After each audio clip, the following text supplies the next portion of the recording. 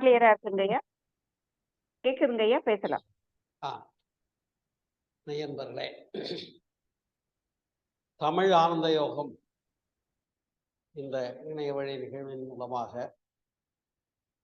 இன்றைய தினம் உங்கள் அனைவரோடு சந்தித்து அருமையானதொரு 9 மைய தவத்துக்கு பின்னே தாயிற் சிறந்ததொரு கோயிலும் இல்லை என்ற பொருளிலே சிந்தனை விருந்து சந்திக்க இருக்கிறோம். ஆம், தெய்வத்தை காட்டிலும் குருவும் தந்தையும் தாயும் மேன்மைப்படுத்தப்பட்டார்கள். அதுதான் நம்முடைய கலாச்சாரம். அந்த வகையில ஒரு தாய் எனப்படுபவளை முதன்மையாக போற்றியது மட்டுமல்ல, வழிபடுகின்ற வரிசையில மாதா பிதா குரு தெய்வம் என்று குறிப்பிட்டார். இறைவனை பார்த்து கூட நீயே அம்மாவுமாக இருக்கிறாய் என்று பாடிய நிலைகளும்.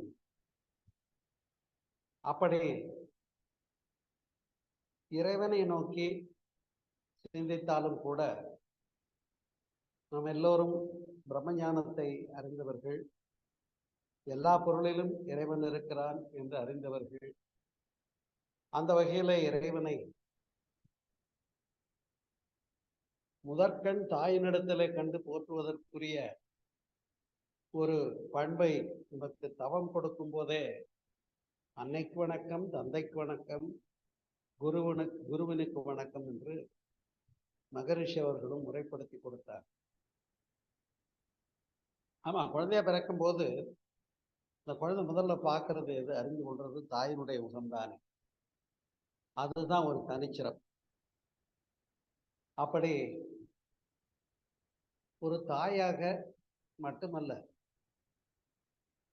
நம்முடைய வாழ்க்கையில முதல்ல தாயாக அறிகிறோம், பின்னர் சகோதரியாக, வாழ்க்கை துணையாக, மகளாக, பேத்தியாக, இப்படி உறவினர்களாக, நண்பர்களாக, எல்லா கோணத்திலும் சமுதாயத்துல பாதி இருக்கிறது பெண்கள் தான். அப்படி அந்த பெண் குலத்தினுடைய பெருமையை மதித்து போற்றுவதற்கு முதற்கண் அந்த பெற்ற தாயை போற்றி வணங்குவதற்கு அவ்வளவு சிறப்பு கொடுத்ததனுடைய காரணம் என்ன என்று நான் சிந்திக்க வேண்டும். தந்தை தாய் இருடலும் ஒன்று சேர்ந்து தழைத்த ஒரு உயிராகி உலகில் வந்தோம். அப்ப அந்த உயிர் உய்வதற்கு வந்த ஒரு உயிரின் சேர்க்கை குருவினுடைய ஆற்றல். அதான் குரு தொட்டு கொடுக்கிற வித்தை. தன்னுடைய குண்டலினி ஆற்றலை கரங்களிலே கொண்டு வந்து குருவினை தட்டி எழுப்புகின்றார் இல்லையா? அதை கூட ஒரு கவியிலே சொல்வார்கள், சாய சரக்கெடுத்து சாதுலிங்கம் தான் சேர்த்து மாய பொடி கலந்து வாலுழுவை நெய்யூற்றி பொட்டென்று பொட்டமிட்டார் புருவத்து இடைநடுவே இட்ட பொட்டாரை வேஷமானேண்டி என்று பாடுவார்.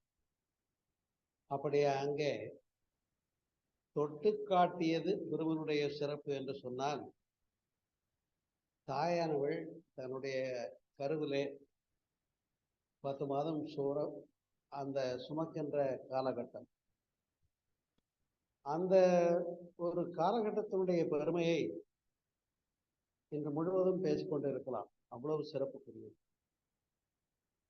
ஏனென்று சொன்னால், ஒரு பெண் மரணத்தினுடைய வாயிலுக்கு சென்று மீண்டு வருவது கூட பிரசவத்தின் போது என்று நாம் அறிவோம். அதே போல பிரசங்க வைராக்கியம், மயான வைராக்கியம், பிரசவ வைராக்கியம்னு சொல்லுவாங்க. அந்த அளவுக்கு மயான வைராக்கியத்துக்கு சமமா நேற்றைக்கு இருந்தவன் இல்லை, இன்னைக்கு இல்லப்பா, சுடுகாட்டுக்கு போயிட்டான். அந்த ஞானத்துக்கு ஈக்குவலா சொன்னதுதான் பிரசவ வைராகியம் என்று சொல்லக்கூடிய. அப்படி அந்த பேரு என்கின்ற ஒரு பேரு மிகப்பெரிய ஒரு பேராகும். அது ஆடவர்கள் நினைத்தாலும் கிடைக்க பெறாத ஒரு சிறப்பு இயற்கை பெண்களுக்கு கொடுத்திருக்கக்கூடிய தனிச்சிறப்பு. அப்ப அந்த பெண்களை எங்கேனும் சமுதாயத்திலே இழிவுபடுத்துகிறார்கள் என்று சொன்னால் அதற்கு முதற் காரணமாக ஆடவர்கள் இருந்துவிடக்கூடாது என்ற காரணத்தினாலே தான் குழந்தை பருவத்திலிருந்தே தாயை போற்றி வணங்குகின்ற காரணத்தையும் தந்தையை வணங்குகின்றதையும் சொல்லிக் கொடுத்தார். அப்படி வணங்குகின்ற அளவுக்கு என்னுடைய தாய் தந்தையர் போற்றுதலுக்குரியவர்களாக இல்லையே என்று யாரேனும் நினைப்பதாக இருந்தால் ஒன்றை நாம் எண்ணி பார்க்க வேண்டும். அந்த கருவுற்ற காலத்திலே எவ்வளவு ஒரு அன்பையும் உயிரையும் உணர்வையும் கொடுத்து அவர்கள் நம்மை உருவாக்கி இருக்கின்றார்கள் என்பது மட்டுமல்ல, குழந்தை பேற்றுக்கு போது படுகின்ற கஷ்டங்கள் மட்டுமல்ல, குழந்தையை வளர்க்கின்ற ஒவ்வொரு காலகட்டத்திலும் தனக்கு இல்லை என்றாலும் கூட குழந்தைக்காக சீராட்டி வளர்க்கின்ற பாங்கு தாயினுடைய தரிசனம். இந்த இடத்துல யாராவது மறுக்க முடியுமா? யோசனை பண்ணி பாருங்க. அதுதான் மிக மிக சிறப்பை பெண்மைக்கு கொடுத்ததனுடைய காரணம். பல மகான்கள் எப்படி உருவானார்கள் என்று திரும்பி பார்த்தோமே என்று சொன்னார். ஏன் காந்தியடிகளும் கூட அந்த ஒரு தாய் தந்தையரை தோளிலே சுமந்து சென்ற கதையை கேட்டார். அவருக்கு அந்த மதிப்பு புரிந்தது. இப்படி பல பெரியவங்களும் ஏன் நாம் எல்லோருமே தாய் தந்தையை போற்ற வேண்டும் என்பதை அறிந்திருக்கிறோம். ஆனால் இந்த உலகத்தை துறந்து சென்ற துறவு ஏற்றவர்களும் கூட பெற்ற தாய்க்கு கடமையை செய்திருக்கிறார்கள். இதுதான் தனிச்சிறப்பு. துறந்து சென்றவர்கள் நாமெல்லாம் இருக்கோம், குடும்பத்துல இருக்கோம், வாழ்க்கையில இருக்கோம், உத்தியோகத்துல இருக்கோம், பொருள் ஈட்டி கொண்டு இருக்கோம், பொறுப்புகள்ல இருக்கிறோம். ஆனால் தாயினிடத்திலே அனுமதி பெற்று சென்றவர் தான் ஆதிசங்கரர், துறவு ஏற்றவர். அப்படி அவர் துறவு ஏற்ற நிலையிலும் கூட அவர் எங்கோ சஞ்சரித்துக் கொண்டிருக்கிறார். அப்பொழுது அவருக்கு உள்ளுணர்வு தெரிகிறது, தாய்க்கு அந்திம நேரம் நெருங்கிவிட்டது என்று. உரிய வகையில அங்கே கடமையாற்றினார் என்று அறியப்பட்டது. அதே போலத்தான் பட்டினத்தார் அங்கே தாயினுடைய உடலை பச்சை வாழை மட்டையிலே கிடத்திவிட்டு அன்னை இட்ட தீ அடி வயிற்றிலே முன்னை இட்ட தீ மூழ்கவே நானும் இட்ட தீ என்று பாடுகிறார். அப்படி அவர் பாட்டு பாடின உடனே அந்த பச்சை மட்டை எரிஞ்சு அன்னைக்கு கடமை செய்ததாக இருக்கு. ஏன் பகவான் ஸ்ரீ ரமணரும் கூட தன்னுடைய தாயினுடைய அந்திம காலத்துல பாப்பா இப்படி மௌனியா இப்படி சிறு வயதிலேயே கோணத்தை கட்டிட்டு உட்காந்துட்டேன்னு அம்மா கூப்பிடுறாங்க. அவர் போகல, மௌனத்துல இருக்காரு. 14 ஆண்டுகளுக்கு மேலார். அப்ப அவங்க அம்மாவை அந்திம நேரத்துல மடியிலே அமைத்து சிரசிலே ஒரு கையும் மார்பிலே ஒரு கையும் வைத்து முக்தி அளித்ததை அவர் நினைவு கூறுகிறார். ஏன் இதனை இங்கே நான் குறிப்பிடுகிறேன் என்று சொன்னால், ஆதிசங்கரரும் பட்டினத்தாரும் ரமணரும் உட்பட துறந்தவர்களுக்கே அந்த கடமையும் பொறுப்பும் இருக்கிறது என்று சொன்னால் நமக்கெல்லாம் எவ்வளவு இருக்குன்னு எண்ணி பார்ப்போம். ஆனால் இன்றைய காலகட்டம் எப்படி போய்கொண்டிருக்கிறது என்று சொன்னால், அன்றைக்கெல்லாம் கூட்டு குடும்பமா இருந்தாங்க, ஒரு அரை டஜன் வரைக்கும் கூட பிள்ளை குட்டி பெற்றுக்கிட்டாங்க. ஆனா இன்றைக்கு என்ன ஆச்சு, தனித்தனி குடும்பங்களாக ஆனது. குடும்பத்தை பராமரிக்க முடியலன்ற காரணத்துக்காகவே குடும்ப கட்டுப்பாடு வந்தது. 3 போதுமேனாங்க, அப்புறம் 2 போதுமேனாங்க. இப்ப ஒன்று போதுமே நினைக்கிற அளவுக்கு வந்துட்டாங்க. ஆனால் அன்பர்களே, ஒரு தாயானவள் அந்த குழந்தையை சுமக்கிற போது கொள்ளுகின்ற மன உணர்வுகள் அது போற்றுதலுக்குரியது என்ற காரணத்தினாலே தான் கருவுற்ற காலத்திலே வளைகாப்பு நடத்தி பெண்ணை மகிழ்ச்சி களிப்பிலே மூழ்குவதற்கான ஏற்பாடாக வைத்தார். இது வளையலடி விழா என்றே பெயர். அது மட்டுமல்ல, கருவிலே உள்ள குழந்தையோடு பேச முடியும் என்றும் கண்டிருக்கிறார். அதை விஞ்ஞானமும் ஏற்றுக்கொண்டிருக்கிறது. அப்ப கருவிலை சுமப்பதை மட்டுமே கருத்திலே கொள்ளுகின்ற பெண்களுக்கு நாம் இதை உணர்விக்க வேண்டியிருக்கு. குழந்தையை வயிற்றிலே சுமக்கின்ற போது நாம் எத்தகைய எண்ணங்கள், உணர்ச்சி பயமில்லாத அமைதி நிலையிலே மனதையும் சிந்தனையையும் நம்முடைய ஒருமுகப்படுத்தப்பட்ட மனதையும் ஆற்றலையும் கை கொள்ளுகிறோமோ, அந்த பக்குவங்கள் எல்லாம் கருவிலே உள்ள குழந்தைக்கு சென்று சேரும் என்ற காரணத்தினாலே தான் அது கருதரித்து குழந்தை பிறக்கின்ற வரையிலே உங்களுக்கெல்லாம் ஒன்று சொல்லிக்கொள்ள விடுகிறேன். அவ்வளவு தனிச்சிறப்பு. ஒரு 4 வருடங்களுக்கு உழைக்குமா நாம கடையில போய் எடுக்கிற ஒரு ஆடை அணிகலன்கள், அந்த ஆடைகளை கூட நாம் என்ன பண்றோம், ஒரு வகையில இது எந்த மில்லுல செய்தது, எந்த நெசவுல வந்தது, நூலினுடைய தன்மை என்ன, துணியினுடைய ஆடையினுடைய தன்மை என்ன, இது எவ்வளவு நாள் உழைக்கும், சாயம் போகுமா போகாதா, இவ்வளவு கேள்வி கேட்டு வாங்குறோம். ஆனா மக்கள் செல்வங்களை பெற்றுக்கொள்ளுகின்ற பெண்களுக்கு அப்ப அந்த கருவுற்ற காலத்தினுடைய தனிச்சிறப்பை அவர்கள் புரிந்து அந்த கருவை சுமந்து உறவு நிலையிலே, உணர்வு நிலையிலே அந்த குழந்தையோடு பேசி அவர்கள் கொள்ளுகின்ற ஆன்மீக நாட்டங்களாக இருக்கட்டும் அல்லது வேறு இசை நாட்டங்களாக இருக்கட்டும், அதெல்லாம் அந்த குழந்தைக்கு போய் சேரும். ஒரு சில வீடுகளிலே பார்ப்பேன், மனநலம் குறைந்த குழந்தைகள், உடல் குறையுடைய குழந்தைகள், இதெல்லாம் ஏன்னு சொல்லி நான் நிறைய யோசனை பண்ணியிருக்கேன். அப்ப ஒரு பெண் தான் அப்படி 60 ஆண்டுகள் அல்ல, 80 100 ஆண்டுகள் வாழக்கூடிய ஒரு மகவை பெற்று ஈன்று புறந்தறுதல் தாய்க்கு கடனே என்று சொன்னார். அப்புறம்தான் சான்றோன் ஆக்குதல் தந்தைக்கு கடனே என்று சொன்னாங்க. அப்ப அறிவை கொடுத்தது குரு இல்லையா? அது மட்டுமல்ல, இறை உணர்வை கொடுத்ததும் குரு.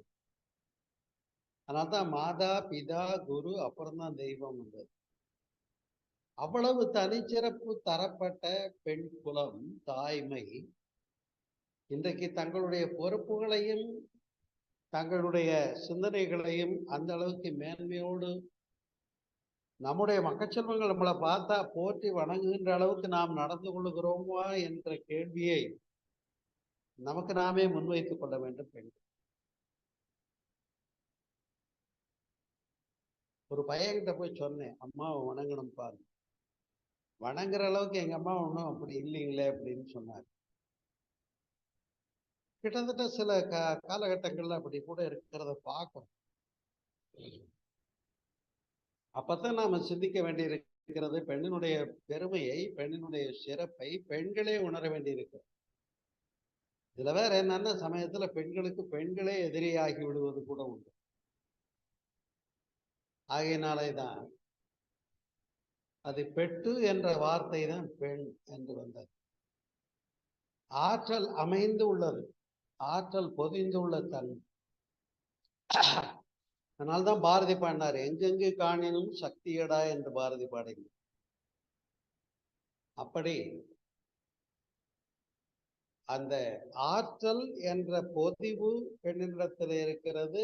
அது செறிவாகி வளர்ந்து 10 மாதம் கழித்து குழந்தையாக மலர்ந்த பின்னே அந்த குழந்தையினுடைய ஒவ்வொரு அசைவுகளுக்கும் அந்த முன்னேற்றங்களுக்கெல்லாம் இவங்க தான் அடிப்படையாக இருந்து அந்த குழந்தையை வடிவமைத்து சமுதாயத்திற்கு கொடுக்கிறார்கள் என்று சொன்னால் அது பெரும்பங்கான ஒரு விஷயம்.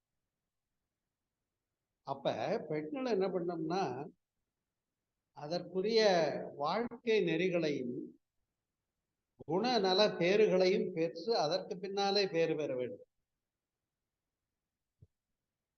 ஏன்னு சொன்னா நான் ஏற்கனவே சொன்னது போல பேரு எனும் பேரு விரும்பினால் ஆண்கள் பெற்றுக்கொள்ள முடியுமா? காலக்கீழ நின்னாலும் ஆண்கள் பேரு எனும் பேரு அடைய முடியாது. அந்த இடத்துலதான் பெண்கள் சிறப்பு பெறுகிறார், முதலிடம் பெறுகின்றார். இந்த பூமியை தாய் நாடு என்று சொல்லுகிறோம், தாய் மண்ணே என்று வணங்குகின்றோம். ஓடுகின்ற நதிகளை கூட பெண்களின் பெயராலே தானே குறிப்பிடுகிறோம். தெய்வங்களிலே எத்தனை பெண் தெய்வங்களை உருவகப்படுத்தி இருக்கிறோம் சொன்னால் அந்தந்த ஆற்றலுடைய தனி பொதிவு தனி சிறப்பு அந்த தெய்வங்களிடத்திலே காணப்படுது. செல்வம் என்று சொன்னால் லட்சுமியையும், கல்வி என்று சொன்னால் சரஸ்வதியையும், வீரம் என்று சொன்னால் அங்கே துர்க்கையையும், இதையெல்லாம் இணைந்த ஒரு திருக்கோலமாக ராஜராஜேஸ்வரி என்று காணுகின்றதை நவராத்திரியிலே 10வது திருநாளிலே அமைத்தார்கள் என்பது நான். அப்படி ஒரு சின்ன சின்ன இறை வழிபாட்டு தன்மைகள்ல கூட பெண்களை போற்றி ஆதி பராசக்தின்னு சொல்லுவாங்க. உங்களுக்கு தெரியும். இந்த சக்தி என்று மட்டும் குறிப்பிடாம ஏன் பராசக்தி என்று சொன்னாங்க அப்படிங்கிறது தெரிஞ்சு.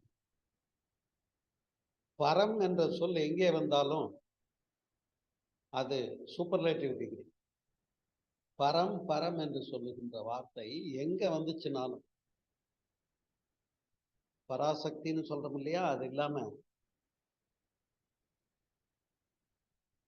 பரமசிவம், பரமபதம், பரம்பொருள் பாருங்க. இப்ப அதுக்கு மேல ஒரு பொருள் இல்லை, அதுதான் பரம்பொருள் என்று சொன்னாங்க. அப்ப அவ்வளவு தூரம் தனிச்சிறப்புடையதாக அந்த சக்தியை காட்டினார்கள். அதான் பாரதி பாடுறார், எங்கெங்கு காணினும் சக்தியடா என்று பாரதி பாடுகிறார். நமக்கும் தெரியும், வேதாதிரி மகேஷனுடைய விளக்கத்துல சுத்தவெளி சிவமேன்னு இருக்கிறது, இயக்கமும் ஆற்றலும் எனர்ஜியும் அந்த வெளிப்பாடுகளும் சக்திமயம் என்பதை அறியும். ஒரு பெண் நினைத்தால் ஆக்கவும் முடியும், அழிக்கவும் முடியும். நான் பெண்களை எங்கெல்லாம் இழிவுபடுத்துகின்ற மாதிரி ஒரு அமைவுகளை நாம் காண்கிறோமோ அங்கே ஒவ்வொரு பெண்ணும் சிந்திக்க வேண்டும், இந்த இழிநிலை ஏன் வந்தது என்று. உதாரணத்திற்கு இப்பொழுது நடைபெற்ற கள்ளக்குறிச்சி சம்பவத்தை எடுத்துக்கொண்டோமே என்று சொன்னால் அதிலும் பெண்கள் பாதிக்கப்பட்டார்கள் என்று அறியப்படுகிற போது பெண்கள் எவ்வளவு தூரம் தன்னுடைய உயர்ந்த பண்பிலிருந்து இறங்கி வந்துட்டாங்கன்றது மிக வருத்தத்துக்குரிய ஒன்றாக இருக்கிறது பாருங்க. அதாவது இங்கேதான் பெண்கள் தங்களுடைய சிறப்பை தாங்களே அறிய வேண்டியிருக்கு. இவங்க நடந்துக்கிறத வச்சுதான் அவங்க போற்றுவாங்க ஆடவர்கள். அது மட்டுமல்ல அன்பர்களே, சமுதாயத்துல பாதி பேர் பெண்கள் தானே. அந்த பாதி ஸ்ட்ரென்த் இருக்கக்கூடியவங்க எவ்வளவு பலம் பொருந்தியவர்கள்னு எண்ணி பார்க்கறது. ஒரு காலகட்டத்துல பெண்களை வீட்டுக்குள்ளேயே அடைத்து வைத்திருந்தார். வெளியில கூட வரமாட்டாங்க, வாசல் தாண்டி வெளியில் நின்று பேச மாட்டாங்க, பப்ளிக்ல வரமாட்டாங்க. இன்னும் சொல்ல போனா கணவன் இறந்து கைம்பெண்ணான பின்னே வெள்ளை உடை உடுத்தி உள்ளேயே அடங்கி கிடந்த காலங்களும் உண்டு. அதற்கு முன்னால ஒண்ணு இருந்தது உங்களுக்கு தெரியும். கணவன் இறந்தா மனைவியும் போய் உடன்கட்டி ஏறினு அவங்கள போட்டு தகனம் செய்கிற போது உயிரோட இந்த பெண்ணும் அதுல விழுந்து தகனத்துக்கு உட்படுத்திக்கிட்டா அது உடன்கட்டை ஏறுதல்னு பேரு. அப்ப அவள் கற்புடையவளாக போற்றப்பட்டாள். எவ்வளவு ஒரு அறியாமை இருந்திருக்கிறது பாருங்கள் இந்த சமுதாயத்துல. அவன் தான் போய் சேர்ந்துட்டான், பிணமாயிட்டான்னா அங்க உடன்கட்டை ஏற வேண்டும் என்ற நீதிகளை வைத்திருந்தார். இதை எதற்காக இங்கே சொல்லுகிறேன் என்று சொன்னால், பெண்களை அடக்கப்பட்டவர்களாக, ஒடுக்கப்பட்டவர்களாக எண்ணி வந்த சமுதாயம் பாழ்பட்டு போனது. இன்றைக்கு பெண்கள் எப்படி இருக்கிறார்கள் என்பதை பற்றி நான் சொல்ல தேவையே இல்லை. பெண்களுக்கு எல்லா உரிமைகளும் வழங்கப்பட்டிருக்கிறது, சொத்துரிமை முதற்கொண்டு. இஸ்லாத்துல கூட பெண்களுக்கு மொஹர் என்கிற சொத்துரிமை உண்டு என்று கூறப்படுகிறது.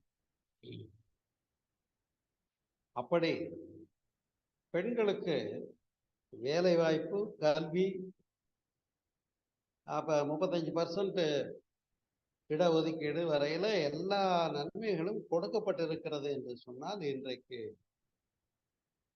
ஆணுக்கு பெண் சரிநிகர் சமமா என்று ஒரு கேள்வி வந்தா, பெண் மோசம்னு சொல்ல முடியாது. அதே போல பெண் சிறப்பு என்று சொல்ல முடியாது, உயர்ந்தவள் என்று சொல்ல முடியாது. பெண் ஷீ இஸ் ஸ்பெஷல்னு சொல்றாங்க வேதாதி. அத்தகைய ஸ்பெஷல் என்று சொல்லக்கூடிய அளவுக்கு சிறப்பு தன்மைகளை அவர்கள் பெற வேண்டும் என்ற காரணத்தினாலே தான் இன்றைக்கெல்லாம் பார்த்தீங்கன்னா கல்வி சாலையில ஆண்களுடைய தேர்ச்சி வீதம் குறைந்து பெண்களுடைய தேர்ச்சி வீதம் அதிகமாகி கொண்டு வருகிறதையும் பார்க்கணும். அவங்களுடைய எபிலிட்டியை அதிகமாக வெளிப்படுத்த முடிகிறது என்பதையும் காரணம் என்னன்னு பார்க்கணும். மன ஒருமை இல்லை, பெண்களுக்கு மன சிதைவுகளுக்கு காரணங்கள் குறைவு. ஆனால் அதே நேரத்தில் இளைஞர்களுக்கு மனச்சிதறல்களுக்கு அதிக சோர்சஸ் இருக்கு. இந்த போதை போன்ற பழக்கங்கள்லாம் இன்னைக்கு கல்வி நிறுவனங்களுக்குள்ளேயே போயிடுச்சுங்கிறதையும் பார்க்கிறோம். நான் கள்ளக்குறிச்சியில மட்டும் போகல. அப்ப நமக்கும் அந்த சமுதாயத்தை பற்றி ஒரு சிந்தனை வேண்டும். இந்த சமுதாயம் ஏன் இப்படி இருக்குன்னு நம்ம யோசனை பண்ணணும், கவலைப்படணும். கவலைப்படுறதுக்கு பொறுப்பு இருக்கு. கவலைப்படுற பொறுப்பு ஆண்களை காட்டிலும் பெண்களுக்கு முக்கியமா இருக்கு. அதனால்தான் சொன்னாங்க, ஈண்டு புறந்தறுதல் தாய்க்கு கடனே என்று சொன்னாங்க. கடன் என்று சொல்லக்கூடியது என்னன்னு கேட்டீங்கன்னா, அந்த டியூ என்பதுதான் கடன் மை வெகுதி பெற்று கடமை என்றாலும். அந்த பெண் என்ன பண்றாங்க அப்படின்னு கேட்டா, தான் பிறந்த வீட்டுக்கு பெருமை சேர்க்க வேண்டும் என்று வாழுகின்றவர். ஒரு காலகட்டத்துல பிறந்த வீட்டை விட்டுட்டு புகுந்த வீட்டுக்கு வர்றாங்கன்னா அவங்கள துறவி என்று சொல்லலாம். இல்லைன்னா பிராமணால துவிஜன்னு சொல்லுவாங்க, மறுபிறப்பாளன் அப்படின்னு சொல்லி. பிராமணால அந்த பூணூல் கல்யாணம் போட்டு உபதேசம், பிரம்ம உபதேசம், மந்திர உபதேசம் வாங்கின பின்னால அப்பதான் அவன் பிராமணன் ஆகிறான். அதனாலதான் அவனுக்கு பேரே துவிஜன் என்று பேர், மறுபிறப்பாளன். எப்படி கிறிஸ்டியானிட்டியில பேப்டிசம் வாங்கி ஞானஸ்நானம் எடுத்து இயேசுக்குள் உயிர்த்தல், இயேசுக்காய் உயிர்த்தல்னு அப்போ ஒரு பேர் வச்சு தண்ணிக்குள்ள முங்கி நீ புத்துணர்ச்சியோடு இறைவனுக்காய் உயிர்த்தாய் என்று சொல்லப்படுகின்ற ஞானஸ்நானம் எப்படி சிறப்போ, ஒரு பிராமணர்களுக்கு எப்படி மந்திரத்தை சொல்லிக் கொடுத்து, காயத்ரி மந்திரத்தை சொல்லிக் கொடுத்து அவர்கள் அதனை பண்ணுகின்ற போது அவர்கள் மறுபிறப்பாளர் என்று சொல்லப்படுகிறதோ, அதே போல பெண்களும் தங்களுடைய பிறந்த வீட்டை துறந்து புகுந்த வீட்டிற்கு முழுக்க முழுக்க இந்த வீட்டுக்காகவே வாழக்கூடிய தனிச்சிறப்பு இந்த சமுதாயம் அமைத்திருக்கிறது என்று சொன்னால், அப்ப அந்த பெண்கள் தங்களுடைய தனிச்சிறப்பை புரிந்து கையில் எடுத்தால் மட்டுமே சமுதாயம் முன்னேற முடியும்.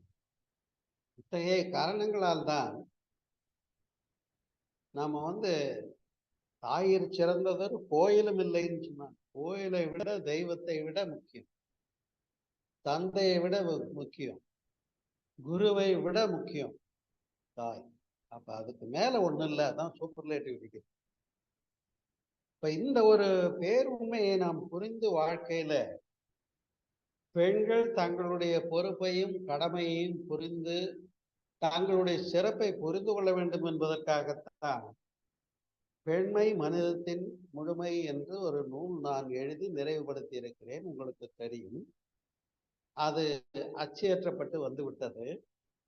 அதனுடைய வெளியீட்டு விழாவினை வர ஜூலை மாதம், அடுத்த மாதம் 14ஆம் தேதி பழனியிலே மாலை 6 மணிக்கு வைத்திருக்கோம். உங்க எல்லாரையும் இப்பவே முன்னதாக அன்போடு அழைக்கிறேன். இன்விடேஷனும் அனுப்பிச்சு வைக்கிறேன், வாங்க. ஏன்னா அந்த விழாவை முழுக்க முழுக்க பெண்கள் நடத்துகின்ற தனிச்சிறப்பு. அது இறைவணக்க பாடலிருந்து, வரவேற்புரையிலிருந்து, வாழ்த்துறை, புத்தக வெளியீடு, புத்தகம் பெற்றுக்கொள்வது, பெற்றுக்கொண்டு சிறப்புரை மற்றும் நன்றி உரை வரைக்கும் எல்லாமே நிகழ்ச்சி பெண்கள் தான் செய்கிறாங்க. அப்படி அந்த அளவுக்கு நாம எந்த அளவுக்கு பெண்மையை போற்றுகிறோமோ அங்கே நளினம் இருக்கும், கருணை இருக்கும், அன்பு இருக்கும்.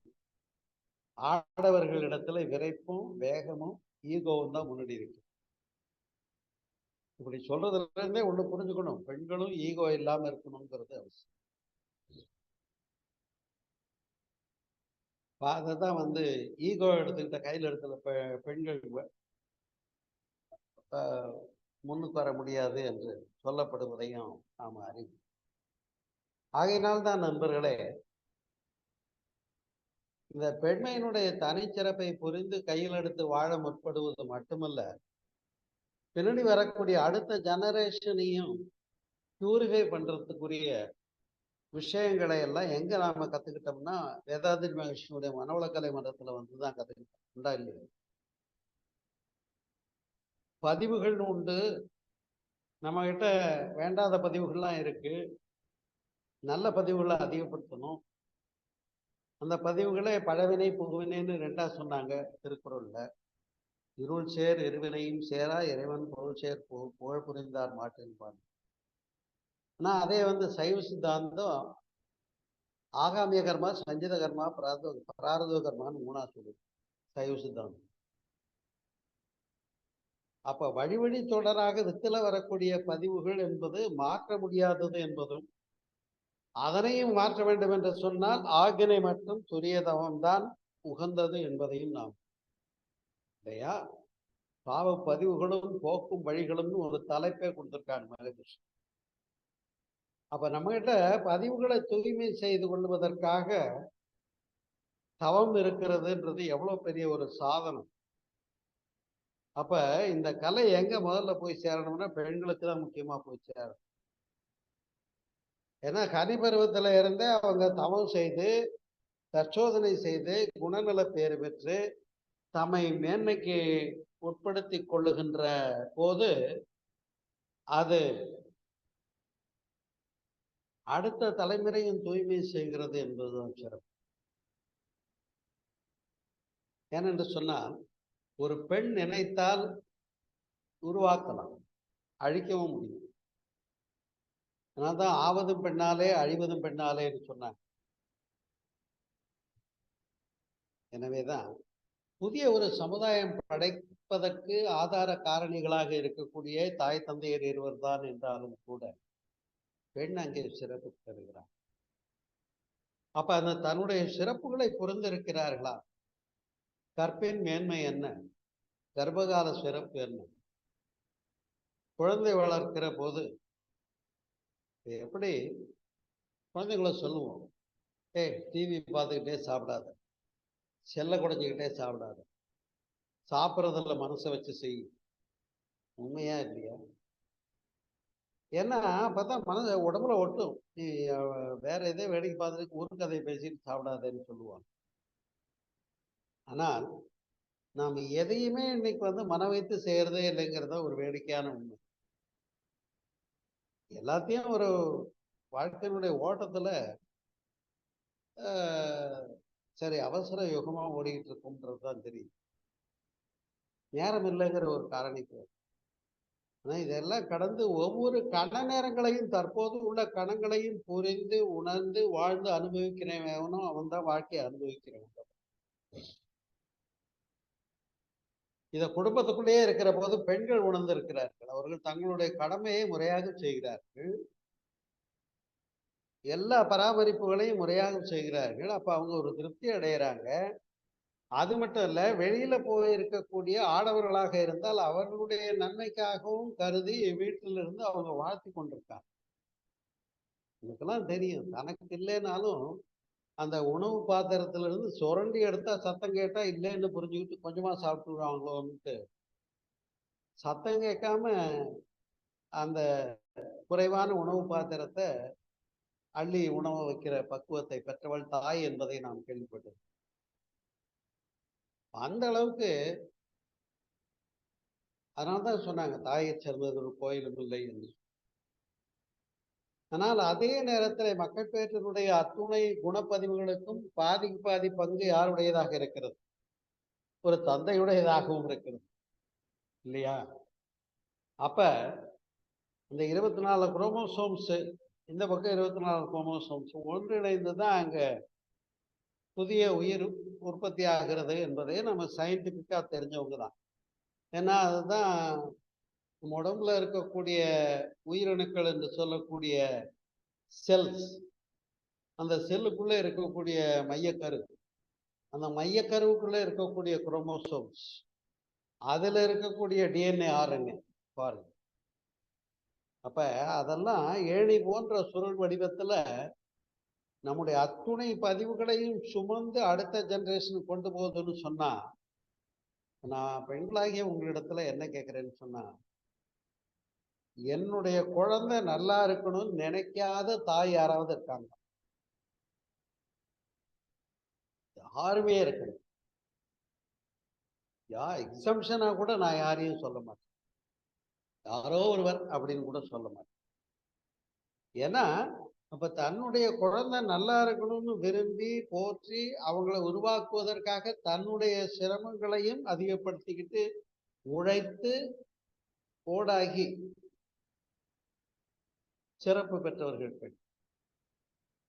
ஏன் நமக்காக தொண்டாற்றிய அருட்தந்தை யோகிராஜ் வேதாத்திரி மகரிஷி அவர்களும் கூட, அவர் குடுவாஞ்சேரி நேட்டிவ், உங்களுக்கு தெரியும். நான் குடுவாஞ்சேரி போயிருக்கேன், அம்மா கையால வாங்கி சாப்பிட்டுருக்கேன். நான் ஒரு பெரிய பாக்கியம் லோகம் இல்லையா? மகரிஷியுடைய தாயார் பிரசவம் பார்க்கிற உதவி, மருத்துவ உதவிகள்ல இருப்பாங்க. வயதானாலும் கூட முடியலன்னா ஏமா போய் அலையிற அப்படின்னு சொல்லி கேட்டு, இப்படி உனக்குதான் உடம்பு முடியலையே, இழைச்சு போறியே, இப்படி நீ அலையிறியே, கொஞ்சம் ஓய்வாயிரு அப்படின்னு கேட்டா என்ன சொல்லுவாங்க தெரியுமா? ஏப்பா, எமன் கொண்டு போகும்போது இந்த உடம்ப என்ன எடை போட்டு பார்த்தா கொண்டு போக போறேன், போப்பா வெளுப்பா அப்படின்னு சொல்லுவாங்க.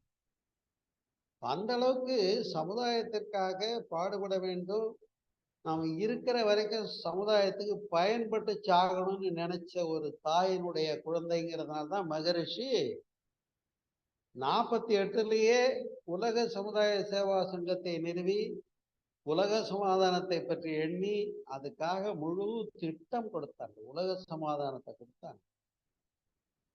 அப்ப உலக சமாதானத்தை பற்றி சிந்தித்த ஒரு தலையாய நம்முடைய குருநாதராகிய வேதாத்திரி மகரிஷி நமக்கெல்லாம் கிடைச்சாருன்னா அது எங்க இருந்துன்னு எண்ணி பார்த்தோம்னா அப்ப அந்த தாயினுடைய சிறப்புகள் இருக்கிறது. இப்ப இந்த இடத்துல பெண்கள் என்ன நினைக்கணும்னு சொன்னா, ஈன்று புறந்தறுதல் தாய்க்கு கடனே, சான்றோனாக்குதல் தந்தைக்கு கடனே. அதே மக்கள் செல்வங்களுக்கு என்ன கடமைன்னா, இப்படி ஒரு குழந்தையை பெறறதுக்கு இவங்க அப்பா அம்மா என்ன புண்ணியம் பண்ணாங்களோ தெரியலையேன்னு சொல்லக்கூடிய அளவுக்கு சிறப்போடு அவையத்து முந்தியிருப்ப செயல். நான் ஒரு சபையில, மாபெரும் சபையினில் நீ நடந்தால் உனக்கு மாலைகள் விழ வேண்டும், ஒரு மாற்று குறையாத மன்னவன் இவன் என்று போற்றி புகழ வேண்டும், இல்லையா?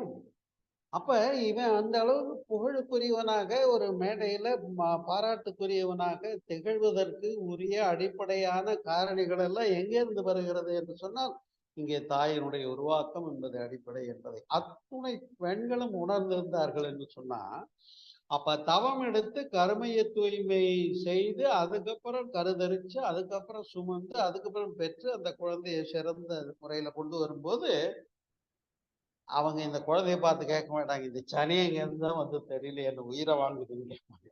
நீங்க பார்த்துருக்கீங்க இல்லையா? குழந்தைங்களை பார்த்து என்ன சொல்லுவாங்க, இந்த சனி எங்க இருந்தோ வந்து எங்க இருந்து வந்ததோ தெரியல, என்ன உயிரை வாங்குதுன்னு.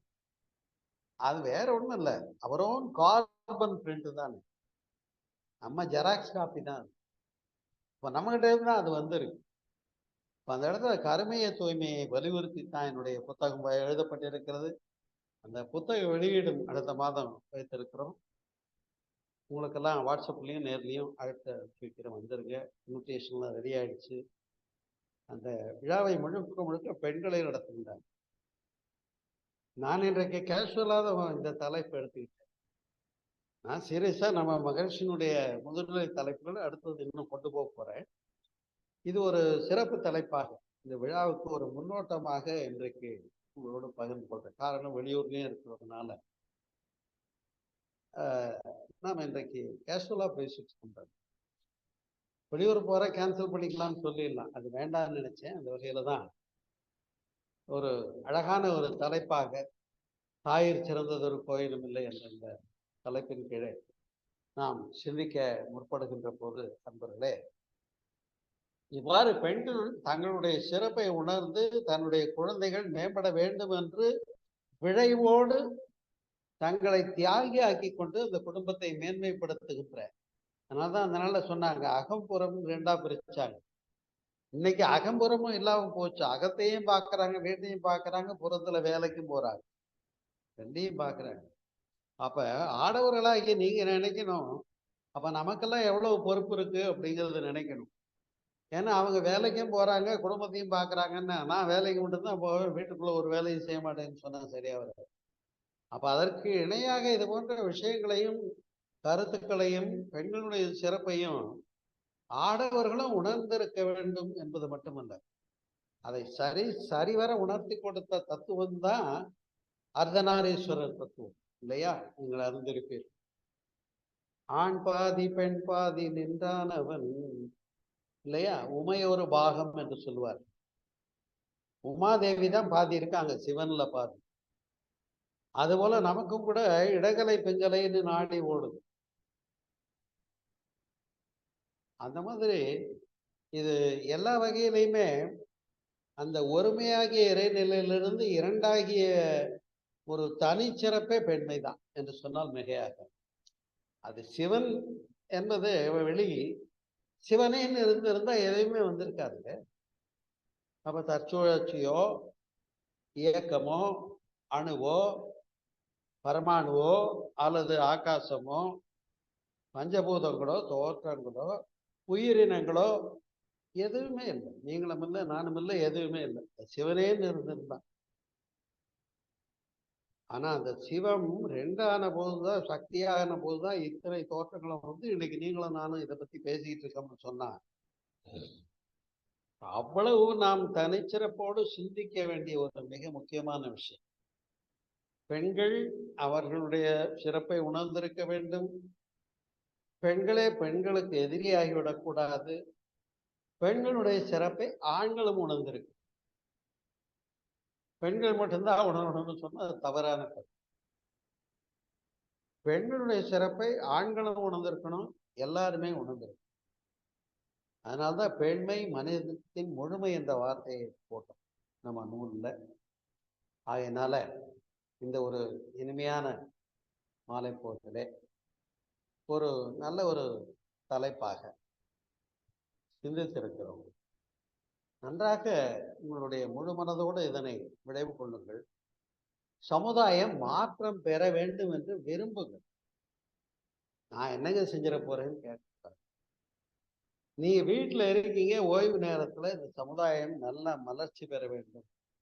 என்ன பாடுறோம் நம்ம தவம் முடிச்சு, உலகில் உள்ள பொறுப்புடைய தலைவரெல்லாம் உயிரறிவை உள்ளுணர்வாய் பெறுதல் வேண்டும் இல்லையா? 35% கொடுத்து உள்ள கொண்டு உட்கார வச்சாச்சு. இன்னும் பொறுப்புடைய தலைவர் எல்லாருமே இது போன்ற நல்ல நெறிகளுக்கு உட்படுத்தி கொள்ளுகின்ற போதுதான் நாடு நலம் பெறும்.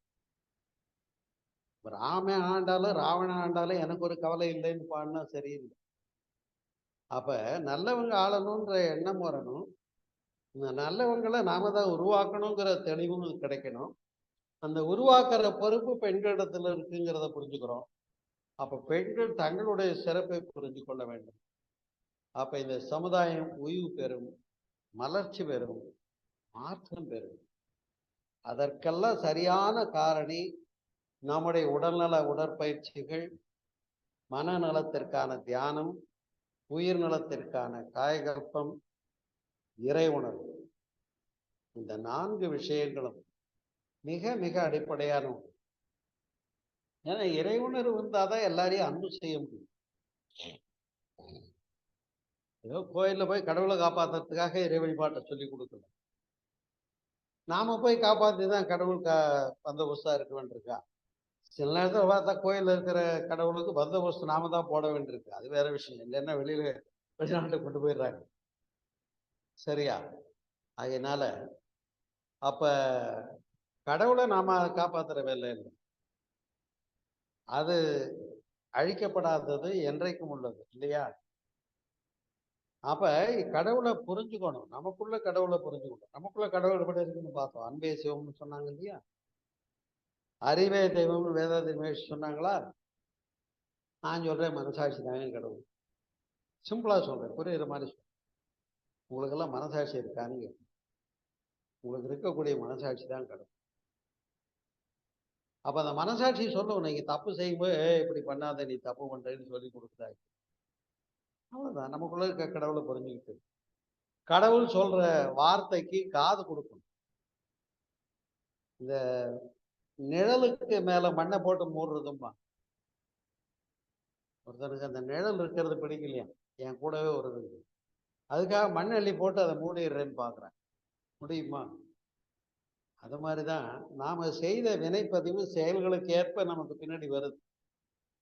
நம்முடைய குழந்தைகளும் அது போலதான் வழிவழி தொடரும். இதைத்தான் மறுபிறவின்னு சொன்னாங்க அந்த நாள்ல. சொல்றது புரியுதா? நம்முடைய தாய் தந்தையருடைய குணங்கள் நமக்கு வருது. அந்த தாய் தந்தையருடைய குணங்கள் நம்ம கிட்ட ஒரு ஒரு ஜெனரேஷன் அமுங்கி இருந்து அடுத்த ஜெனரேஷனுக்கு வரும். அதனால்தான் தாத்தா பேரை பேரனு கேட்கறதுன்னு வச்சார். இது விஞ்ஞானம் சொல்லுகின்ற உண்மை, ஏற்றுக்கொள்ளுகின்ற உண்மை. ஒரு ஜெனரேஷன்ல குணங்கள் ஒடுங்கி இருக்கும், அடுத்த ஜெனரேஷன்ல எழுச்சிக்கு வரும். அப்ப தாத்தாவோட குணங்கள் பேரனுக்கு வரும், அப்பாவோட குணங்கள் அவங்க பேரனுக்கு வரும். இப்படி நாம் நம்முடைய தாய் தந்தையர் 2 பேர் 3 பேர் ஆச்சா? தாயினுடைய தாய் தந்தையர், தந்தையினுடைய தாய் தந்தையர் 4 3 7 பேர். இதான் 7 பிறவின்னு சொன்னாங்க. சொல்லுவாங்க வசனம் இல்லையா? 7 பிறவிக்கும் நீயே கணவனா வரணும், மனைவியா வரணும், வசனங்கள் பேசுவாங்க இல்லையா? இந்த 7 பிறவினா நம்முடைய உயிரோட்டம் தான். இப்ப நம்முடைய முற்பிறவி யாருன்னு நம்ம தாத்தா பாட்டி, நம்ம அப்பா அம்மா, அவங்களுக்கு முந்தைய அவங்க கிட்ட ஏதோ நல்ல குணங்கள் இருந்ததுனால தான் நம்ம இந்த அளவுக்காவது இருக்கோம்னு புரிஞ்சுக்கணும். அப்ப நாம நல்ல குணங்களோட இஷ்யூஸ் போட்டாதான் அடுத்த ஜெனரேஷன் நல்லா இருக்கும்.